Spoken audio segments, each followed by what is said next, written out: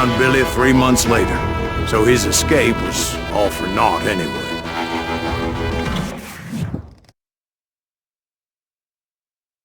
So where'd you go after Lincoln? Mexico. Until I realized nobody was looking for me. I ended up taking a job at the Rurales. The Mexican Rurales? I was hired to help them track down the cowboys. The most vicious outlaw gang in Cochise County?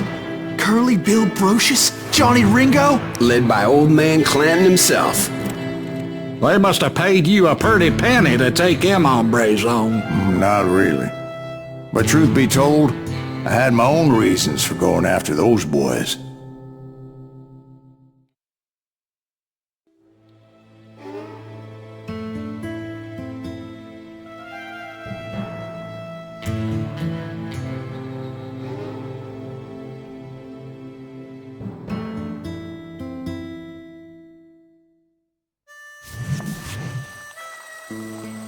So was the bastard you were after now riding with the cowboys? Roscoe Bob Bryant was his name. Oh. But no, this time it was a different bastard I was after. The aforementioned Mr. Ringo. And yes, he was working for old man Clanton. I came upon them robbing a stagecoach, which wasn't surprising, being they were such murderous thieves and bastards. The bandits wore red scarves, so I knew they worked for the old man. Over there! I did my best to help those poor bastards.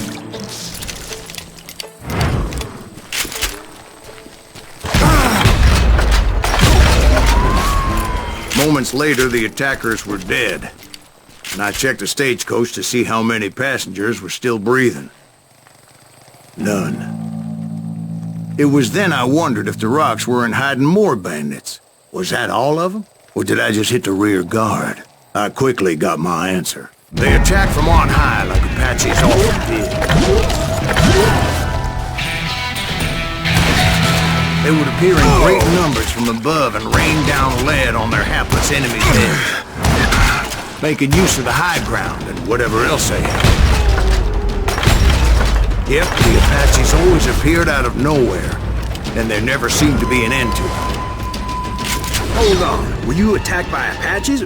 What happened to the cowboys? Did I say they were Apaches? I said Clanton's cowboys attacked me Apache style. I was in a pitched battle, but I was holding my own against an overwhelming enemy force.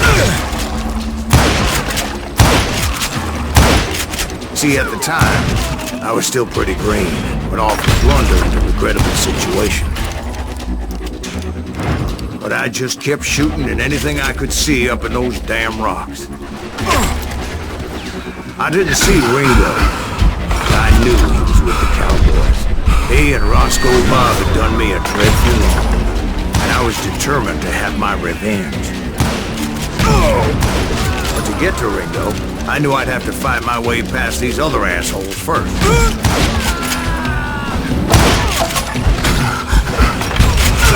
Unfortunately, I was running out of ammo.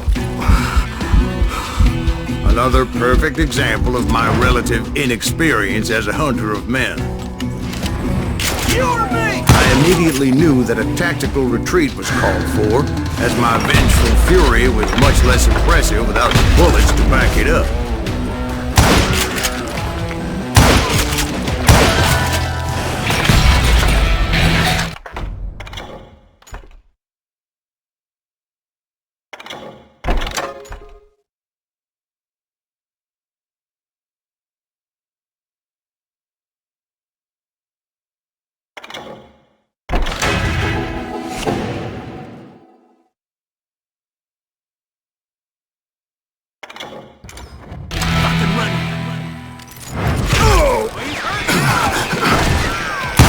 They managed to corner me. Trapped as I was, the odds of my survival seemed pretty slim.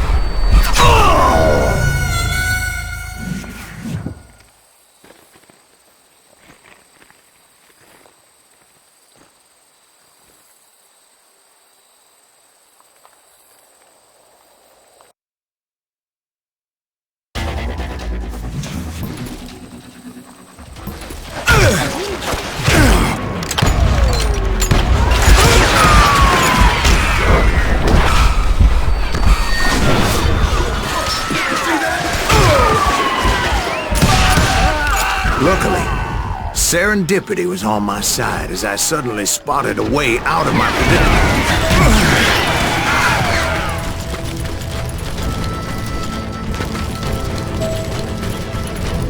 I ran ahead as if the devil himself was after me. Bullets were whizzing by my ears, but I wasn't about to roll over and die. I just kept running like there was no tomorrow. Because there wouldn't be if Kleinton and his men caught up with me. As I was scurrying around those caves, I thought, what was I thinking? Going up against a gang like this?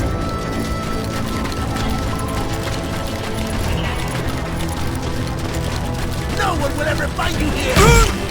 I just kept running, not knowing where the hell I was going. And that's when something miraculous happened.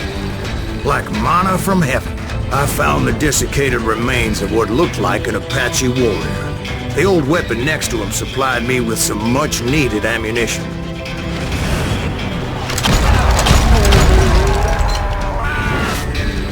Bat Masterson once told me it was more important to be lucky than good, and he would know.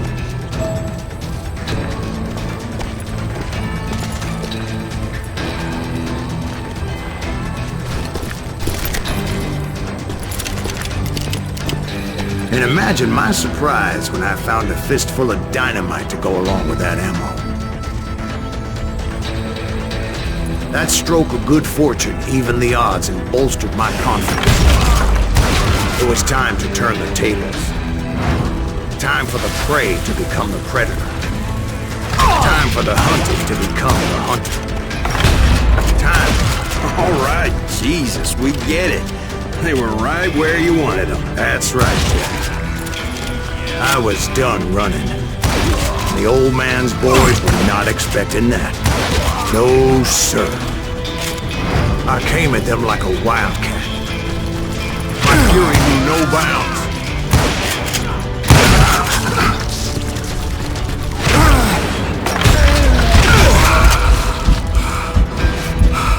It was finally time for that old man to pay for his sins.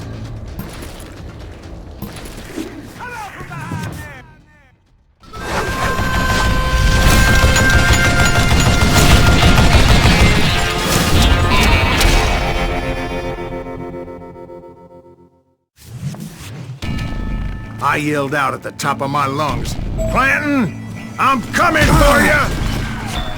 A little stealth might have made more sense, to be perfectly honest. Because that old fool had a Gatling gun and enough bullets to last him till kingdom come. But I knew I could not let that deter me. Not if I was to find and kill Ringo. I needed to get that old man off that gun. I gotta reload.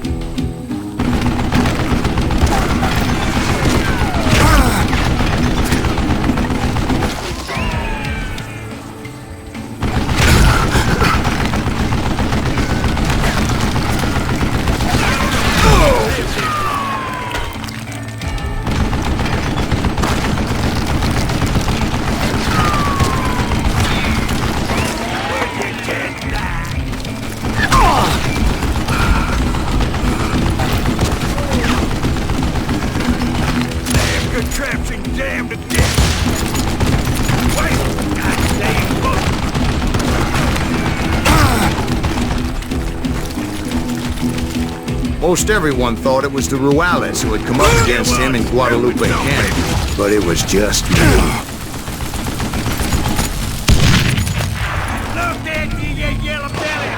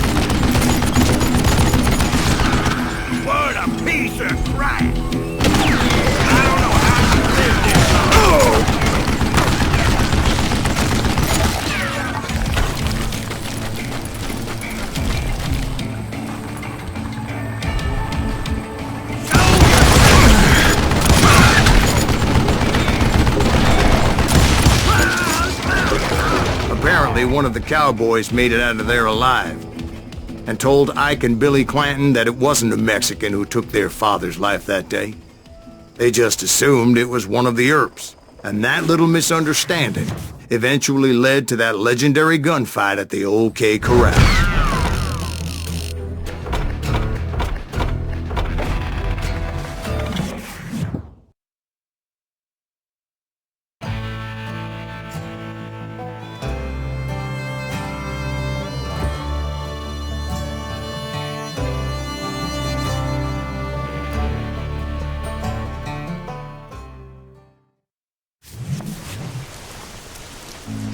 A few weeks after that dust-up at the OK Corral, I was still after Johnny Ringo.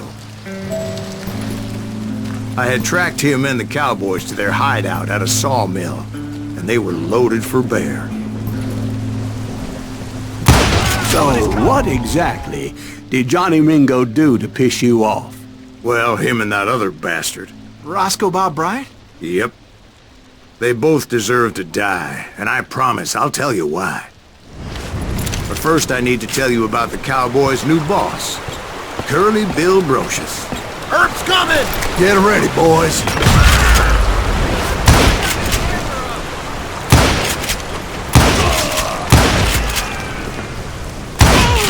Curly Bill took charge of the Cowboys upon the old man's demise, and after that gunfight at the OK Corral, the Clantons wanted revenge. So they murdered Morgan Earp and grievously wounded his older brother, Virgil. Get him from the side!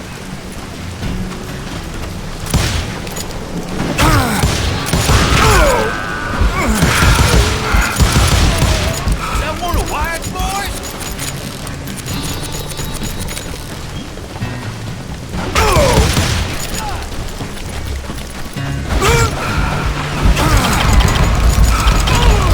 Wyatt and Doc went on what became known as the Vendetta Ride, hunting those outlaws down.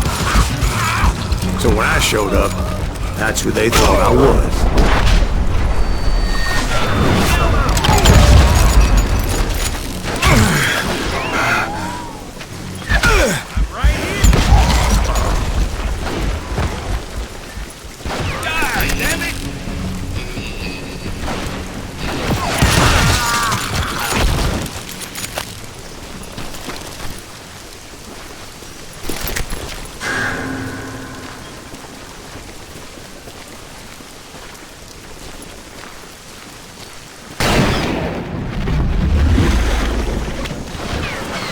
There were killers around every corner, all wearing red bandanas. That's how the cowboys identified each other, and I was beginning to wish I had one myself. But I wasn't about to let Ringo walk away unscathed, and that's what drove me forward. They say that Ringo was infernally fast. I hardly saw anyone faster, boy. Certainly not Wyatt Earp. That man was all hat and no cap. Earp wasn't much of a match for him, but Doc Holliday might have taken it. That lunger should have kept his nose out of it. They never charged anyone for the murder of Morgan Earp. But everybody knew that Curly shot him in the back. That was common knowledge. Yeah, maybe so. But Ringo had nothing to do with it. He was just being loyal to a friend. Is that what you call it? Being loyal? Well, to get to that loyal friend, I had to pass by some buzzsaws as big as a man.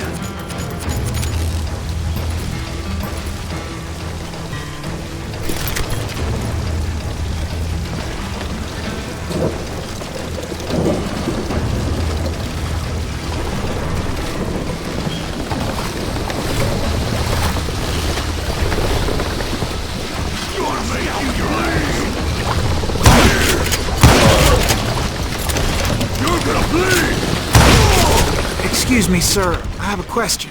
What's that, Dwight? After old man Clanton died, why didn't his son take over the Cowboys? Because Ike Clanton was dumber than a box of rocks and a yellow belly to boot.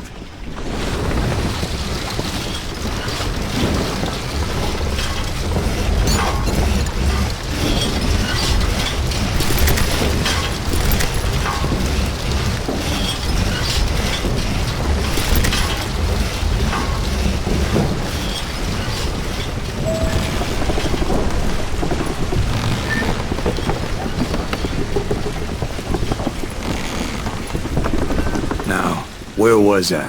Taking down the entire cowboy gang single-handed.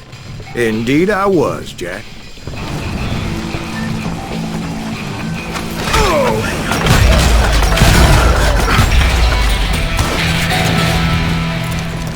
Take him down!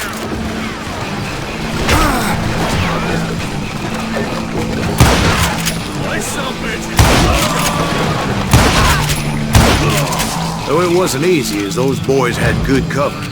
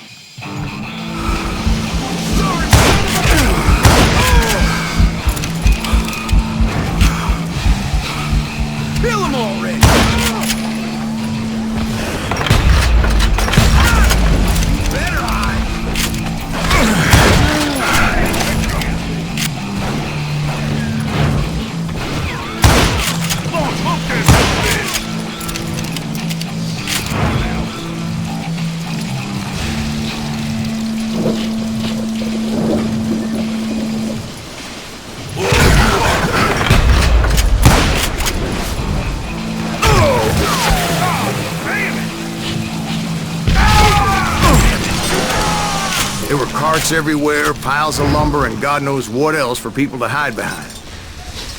That really was one hell of a sawmill. Quite an impressive operation.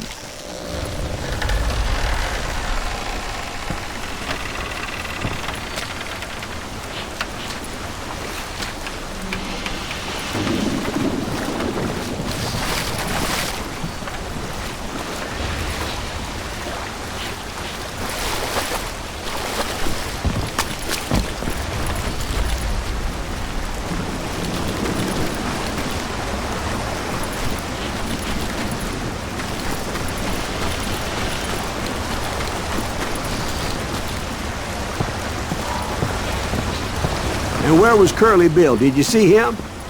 I'm about to get to that, Ben. Patience. I'm painting a picture here. There was this beautiful waterfall and a crystal clear stream that led to a verdant valley that was truly... Consider your picture painted. What happened next? Well, finally the bastards that were still alive made a last stand.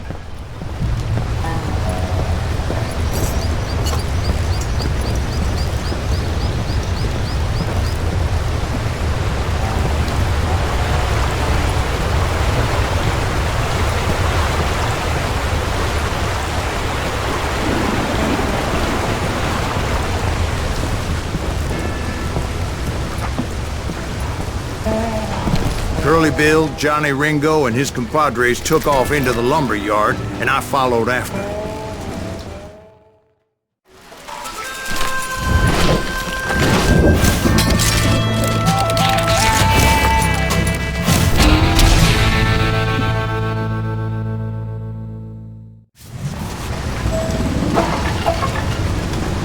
Are you saying they ran? Cowardice was not in Ringo nor Curly Bill's nature. No, sir. I never said they were running scared. They just wanted me out in the open.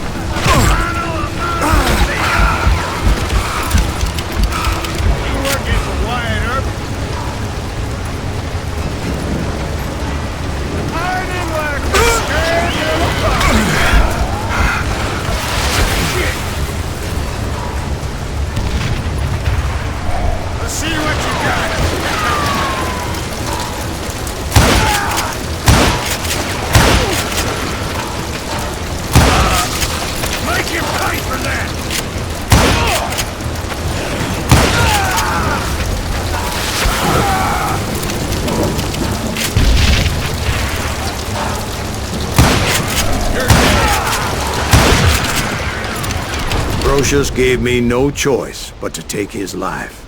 But Ringo was nowhere to be found. I knew you didn't kill Ringo, because he was found dead in a different location altogether. To this day, his killer is still unknown. Indeed. Took me a few months before I finally tracked his ass to West Turkey Creek Canyon.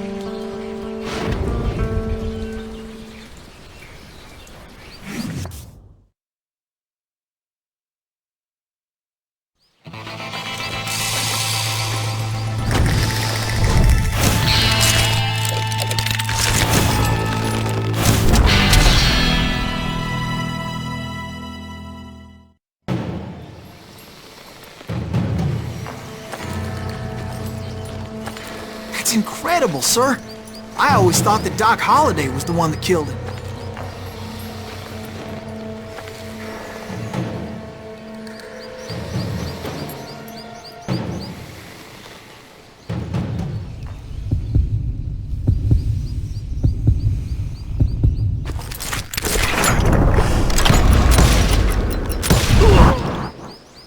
Sorry I had to ruin the legend for you, boy. But the legend ain't always true. Doc Holliday had nothing to do with the death of Johnny Ringo.